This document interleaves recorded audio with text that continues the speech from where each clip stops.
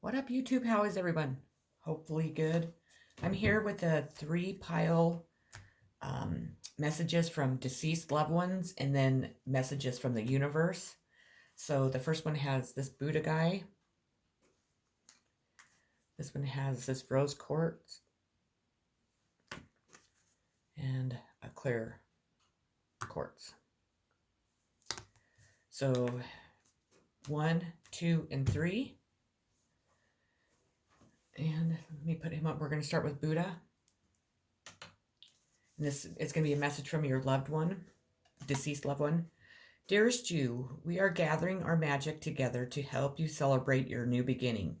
You are stepping into a new version of your life, getting to tell a new story as you create it. Doesn't it feel like spring when the urge to expand wells up inside you from a primal place? The form of what you are growing has yet to take shape, and it is exciting to experience this new and fresh beginning. It's normal to feel both push and push back when entering any kind of new relationship. It's okay to admit you don't really know what to expect. What you can know is it's time to dive in and allow that new version of life to take shape through you on behalf of your partner in life, spirit. You have made it to a new level of awakening and contributing. And we are so excited to see where this will take you next. We are so proud of you. The next card is going to be also from a message from your deceased loved one. Let's see here. Tears cleanse the soul. When you cry, I am even closer to you, hugging and reassuring you. Sometimes you feel my presence and sometimes not. However, I want you to know how beautiful you are when you are vulnerable, with your heart fully open, feeling your raw emotions. Tears are a way to wash your soul of impurities, such as fear and worry. It's healthy. It's a healthy means of releasing painful feelings. So I'm very proud of you for allowing yourself to cry. I know that it's difficult and that you want the pain to end. And it will, I promise. Just know that your heart heals faster as you allow it to experience all of these feelings. Don't try to stay composed or hold back tears. Cry if and when you need to. People will understand, and if they don't, then that says much more about them than it does about you, because God gave us the ability to shed tears for a healing reason, and it takes a strong person to cry.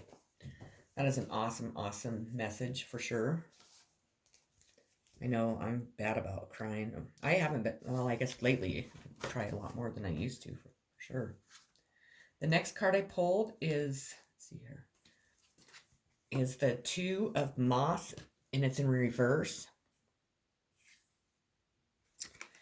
The reverse 2 can show communication blocks, and 2 people may part company. There may be inequality with only one of you committed to a future partnership or project. Save your talent for other adventures. That's kind of contradicting everything that we just read about before or heard about. Because it sounded like the relationship was going to go good, and now it's saying that maybe it's not going to because one person's not going to be into it. So, and then the last card I pulled is going to be the Three of Cups. Okay. Shared fun, intoxication, socializing, and bonding with friends and lovers. Happiness, celebration, a young heart, blessing and gratitude, lust for life, magic. So, well, that's it for pile 1.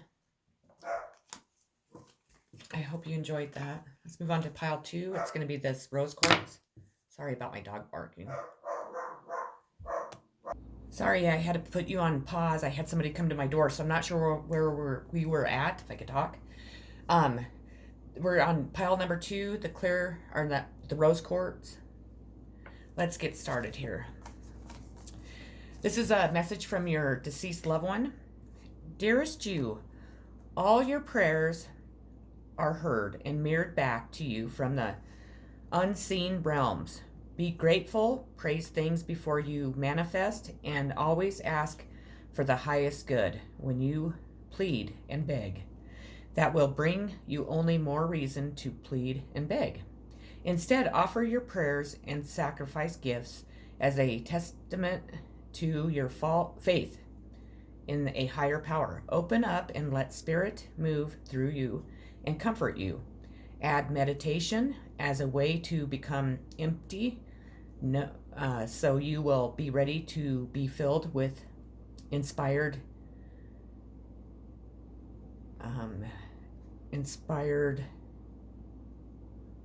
things, I guess. Peace, understanding, and joy. In this moment, your prayers are being answered for the highest good of both you and all life.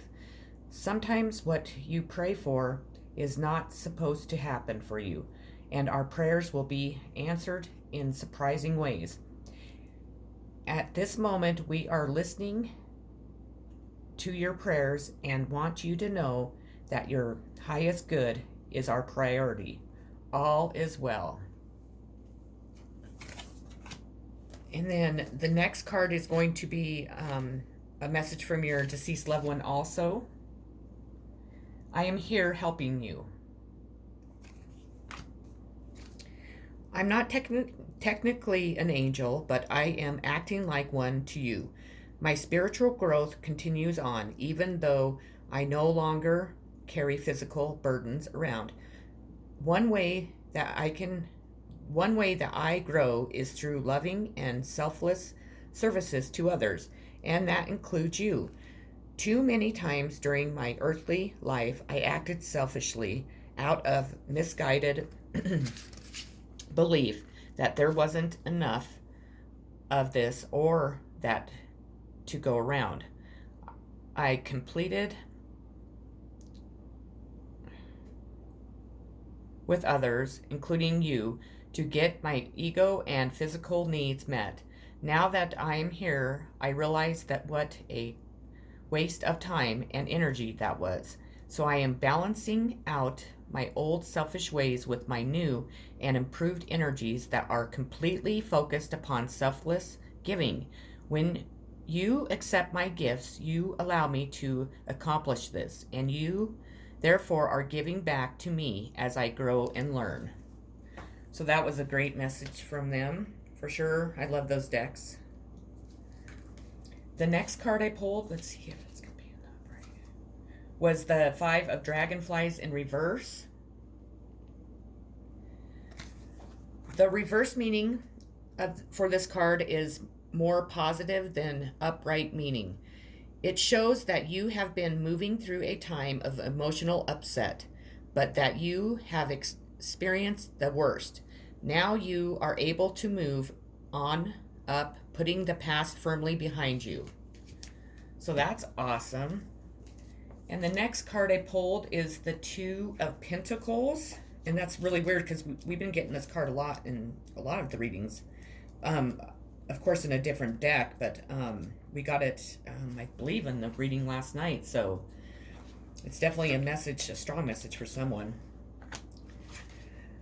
Struggling to maintain balance and stability, juggling too many things at once, an upheaval or shift in current conditions, a weighing of options or compromise of values, loss of foundation, a lack of footing, living the double life, riding out the chaos, conflicting values and desires, a hypocritical lifestyle, a double standard, drunkenness, or other forms of intoxication, a two-faced individual, deception, or other forms of trickery, rolling with the punches, a chaotic environment, upheaval of one's sense of security, having to juggle finances to make ends meet, an upset of financial fortunes, being at peace with the tides of fate and taking it as it comes. So that was pile 2. Pile 3 would be this clear quartz. And the first card is going to be a message from your deceased loved one. Dearest you, even though life seems not now to be moving full steam ahead, it's a time to rest. Allow ideas to flow through you and take root in your heart before they reach your mind. Honor this process by becoming empty to allow for inspirations and the magic of dreaming. You might feel lazy and unproductive, but we know better. Just as sleep is a way to recharge before renewal, so are you in the times for dreaming. In this powerful process of co-creating, your soul merges with spirit in a profound way so you can receive your music directly from the source and play your part in this symphony of life. You are being invited to bear witness to the great creation and tune into what others can't hear. We have so many dreams to share with you in the sacred and the invisible. Don't worry, we will wake you when it's time to return with a new dream. No need to set an alarm clock. Loving you always. Need to get a drink real quick. Okay, the next card I pulled is going to be, I have become one of your guides. And this is a message from a deceased loved one.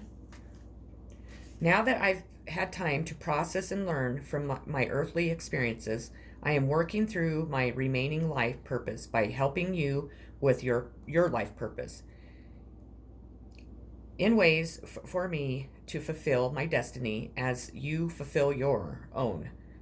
Please know that I'd never interfere with your free will choices, although it's difficult at times to sit on the sidelines and watch you make choices that I, if I were asked, would advise you to make differently. As one of your spirit guides, my role is simply to love you.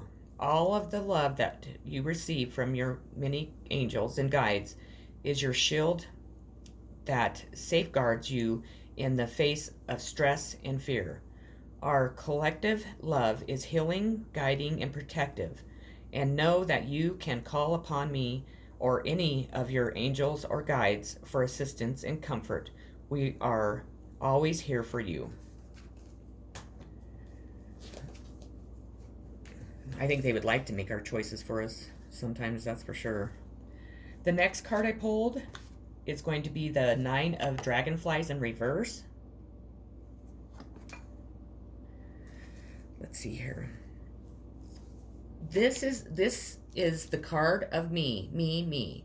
You may be guilty of emotional disconnection, possessiveness, vanity, or tactlessness, or you may be treated insensitively as a result of others' self-obsession and ego. Others may not reciprocate your emotional honesty, but don't lose heart. That's probably for me, because that's typically what happens in my life, that's for sure. It's crazy. I can't seem to get on the same page with anyone. The last card I pulled is the Hermit. Just as the lovers can represent the choice of a domestic lifestyle shared with another, the hermit represents a life of solitary spiritual seeking, symbolizing isolation, solitude, wandering. The hermit is seeking out soul searching, forever looking for the invisible and forever grasping for the entanglement. The hermit seeks but never finds. He is his own God, and only by looking within himself will he discover what he seeks. Peace, spirituality, seeking a life of freedom and solitude, following a path, finding what was lost, loneliness, a need to be connected, independence, a spiritual journey, a solo mission, hiding out. Well, that was the messages I have for today. I hope that you enjoyed this reading. I hope that you are having a great weekend. Enjoy your day. Stay healthy. I'm sending much love, healing, positive vibes, and peace. Take care.